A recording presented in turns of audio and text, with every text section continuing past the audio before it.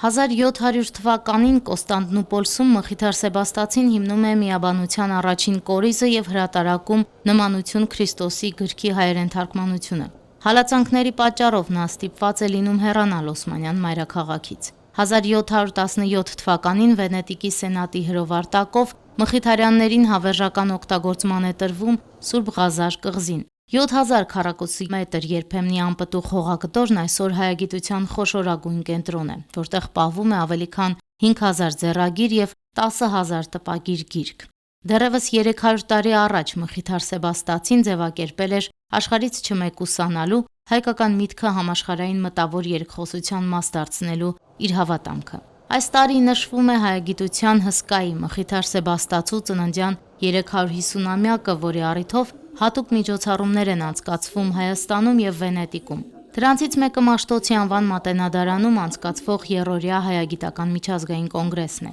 Մխիթար Սեբաստացի հայագիտության գործունեությունը տրտաբաժան ուներ իր ժողովրդին օգտակար դառնալու, հատկապես հայաբահբանման հետ կապված եւ հայ լեզվի ոչ միայն բահբանալ, այլ մակրագործման եւ այդ իր հայագիտական մեծ աշխատանքի ասենք երաշխիքը կամ բդուղը եղած է իր հայգազյան բարարանը, ուր մակրած է թրկապանությունները, լադինապանությունները եւ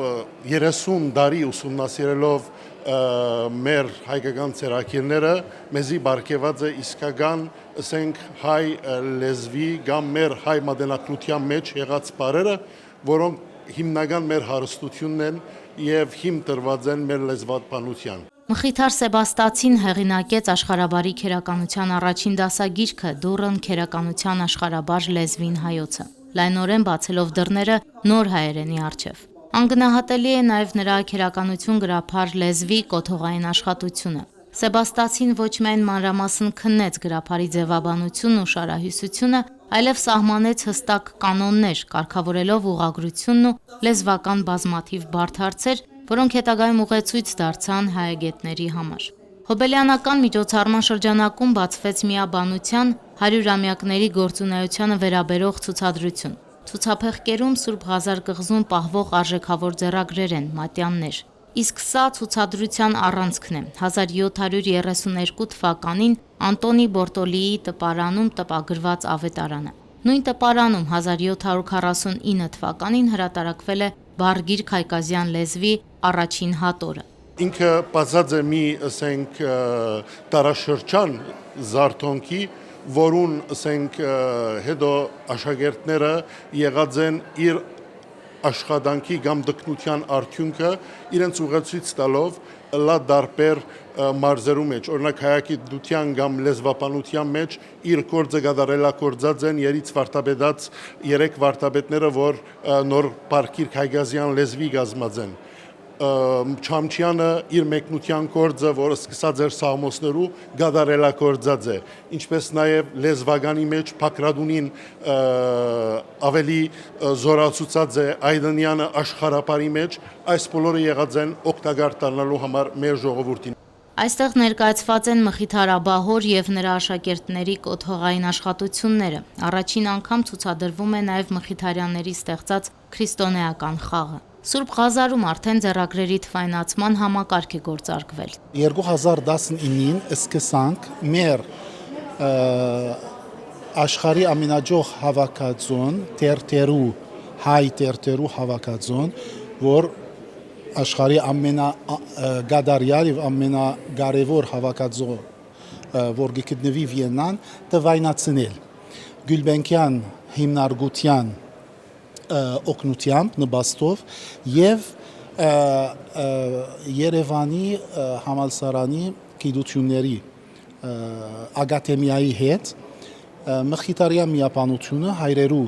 աշխատանքով բոլոր տերտերը գահանենք, գցանկակրենք եւ գուտանք ընկերության տվայնացնելու համար եւ այսօր հասած ենք մոտավոր 800 կամ ավելի, կարելի է ասել 900,000 էջ տվայնացված։ Վենետիկում հուլիսի 9-ից 10-ին, ինչպես գիտեք, վերականգնողները մատենադարանի շուրջ 500 ձեռագրի մշտադիտարկում են իրականացել, արձանագրել խնդիրները եւ այս առաքելությունը շարունակական բնույթ ունի եւ կոնգրեսի շրջանակներում շարունակվելու է։ Կոնգրեսն արդեն երրորդ անգամ է Մատենադարանում համախմբում տասնյակ հայագետների ամբողջ աշխարհից, Հյուսիսային Ամերիկայից, եվրոպական խոշոր հայագիտական կենտրոններից, առաջատար միջազգային հաստատություններից, ձեռագրական կենտրոններից։ Գլխավոր նպատակը հայագիտության միջազգայնացմանը նպաստելն է։ Դա նախ եւ առաջ վերաբերում է արտերկրում գործող հայագիտական կենտրոնների գործունեությանը ծանոթանալը, խնդիրների վերհանմանը, դրանց լուծման եւ կարգավորման միջոցների սահմանման, այնպես էլ որ շատ կարեւոր է հայագիտական միջազգային կոնգրեսի համար հայ հոգեվոր ձեռագրական կենտրոնների ներկայությունը։ Հայերեն գրավոր ժառանգության, պահպանության, վերականգնման, ուսումնասիրման ու հանրահրճակման արդի խնդիրները, դրանց կարգավորման եւ լուծման հնարավորություններ։ Եվ ահա այս հիմնական խնդիրների շուրջ է, որ ամեն տարի Մատենադարանում համախմբվում են հայաստանյան եւ արտերկրի հայագիտական կենտրոնները։ Օքսֆորդի համալսարանի Գալուստ Գյուլբենկյանի անվան հայագիտության ամբիոնի վարիչ պրոֆեսոր Թեո Մարտեն Վան Լինտը հայագիտության ոլորտում առաջատար մասնագետներից է։ Վան Լինտի հետազոտությունների կենտրոնում են միջնադարյան հայ խոշորագույն բանաստեղծներն ու մտածողները՝ Նարեկացի, Երզնկացի, Ֆրիկ։ Նա Օքսֆորդի Բոդլեան գրադարանում պահվող հարուստ հայկական ձեռագրերի ուսումնասիրությամբ, ցուցակագրմամբ եւ վերլուծությամբ է զբաղվում։ Խոսելու եմ երկու նյութերի մասին, մանավանդ առաջինը մեր մատենաշարքն է, որ ունենք Ժնևի համալսարանի հետ միասին, ղեկավարված բացի ինձնից նաև Վալենտինա Կալձոլարիից, որ այնտեղ պրոֆեսոր է Ժնևում, եւ սա կոչվում է Armenian Text and Studies։ Մենք ունենք 7 հատոր, արդեն մի 10 հատ գալու են գալ 2-3 տարվա ընթացքում։ Այսպիսի հրատարակություններ ունենք, որ առաջ են տանում հայագիտությունը որոշ ուղղությամբ։ Միշտ շատ կարևոր հիմնական է մնում Մատենադարանում հեշտ է դա ասել եւ պնդել, բայց իրականություն է, որ մենք դեռ շատ պետք ունենք տեքստերի, որ հիմա միայն ձեռագրերում են պահպանված, հրատարակումը։ Դա մեզ շատ պետք է, գտնական հրատարակություն է, այնպես որ արդեն այդ տեքստերը հայտնի դառնան եւ կմտնեն արդեն շատ ավելի հայտնի կդառնան եւ կդառնան առարկա հետազոտությունների համար։ Հայագետն այժմ թարգմանում է Գրիգոր Մագիստրոսի թղթերը, ընթացքի մեջ է նաև Գրիգոր Նարեկացու Մատյան ողբերգության աղոթագրքի հոլանդերեն թարգմանությունը, որը հրատարակության պատրաստ կլինի մի քանի տարուց։ Հոբելյանը պարզապես տոնական առիթ չէ, այլ ահազանգ եւս մեկ անգամ արժևորելու մեր հարուստ ձեռագրական հավաքածուների պահպանման ու հանրահրճակման անհրաժեշտությունը։ Այսօր հրատապ է պետական օղակների եւ գիտական համայնքի միասնական ռազմավարության մշակումը, քանի որ այս ոլորտում խնդիրները բազում են, նշում է Մատենադարանի տնօրեն Արա Խզմալյանը։ Ըստ նրա, հազարավոր պատմական աղբյուրներ մինչ օրս մնում են չուսումնասիրված, իսկ դարերի փոշին կրող բազմաթիվ մատյաններ դեռ կարոտ են շտապ նորոգման, խնամքի ու բուժման։ Գալուստ Գյուլբենկյան հիմնադրամի եւ Մատենադարանի համագործակցությամբ 1 տարի առաջ մեկնարկել է ռազմավարական նշանակության մի նախագիծ, որը 1 թվային հարթակում է միավորում աշխարհի տարբեր անկյուններում սփռված հայկական ողջ ձեռագրական հարստությունը։ Խոսքը աշխարհի հայերեն ձեռագրերի համահավաք շտեմարանի մասին է։ Ձեռագրագիտությունը, տեքստաբանությունը լայն իմաստով չեն կարող դուրս մնալ բարձր թվային տեխնոլոգիաների, արհեստական բանականության եւ այլ գործիքակազմերի ինձեռած հնարավորություններից եւ այն հարթակը, որը պիտի ստեղծվի, իր մեջ ամփոփելու է ոչ միայն մեր խոշոր ձեռագրական հավաքածուների գիտական նկարագրությունը, ես նկատի ունեմ Մատենադարանի, Մայրաթոր Սուրբ Էջմիածնի, Զմարի, Պոլսի, Երուսաղեմի, Վիեննայի, Անտիլիասի, Վենետիկի եւ այլն, որոնք մեծավ մասամբ նկարագրված են եւ այդ ցուցակները կզետեղվեն այդ կայքում, այդ համահավաք